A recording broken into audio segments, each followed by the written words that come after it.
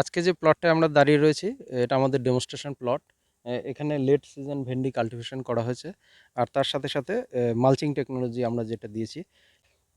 এই ভেন্ডিটার যেটা সুবিধা, সেটা কৃষকরা যখন নর্মাল সিজনে ভেন্ডি কাল্টিভেশন করে খরিফ সিজনে, তখন তারা ঠিক সেইভাবে প্রোডাকশন বেশি হলেও সেটার দামটা ঠিক সেইভাবে পায় না। তাই এটা একটা উদ্যোগ যে লেট সিজন যাতে ভেন্ডি কাল্টিভেশন করে কৃষকদের মুনাফাটা একটু বাড়ানো যায়।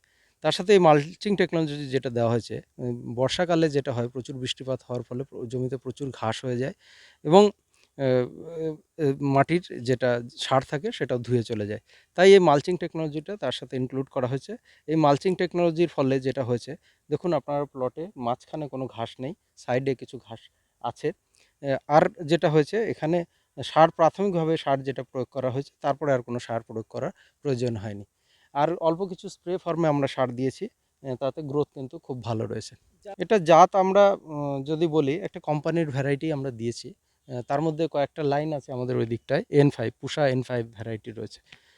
তো এই কোম্পানির ভ্যারাইটি হলেও এটা কিন্তু যে ইয়েলো মোজাইক ভাইরাস যেটা হয়, যেটা আমরা সাহেব রোগ বলি, সেটা রেসিস্ট্যান্ট এই ভ্যারাইটিটা রয়েছে। তো এই জিনিসটা মাথায় রেখেই এই চাষটা করা হয়েছে। না, নর্মালভাবে করলেও সেটা দর হবে না সাহেব রোগ।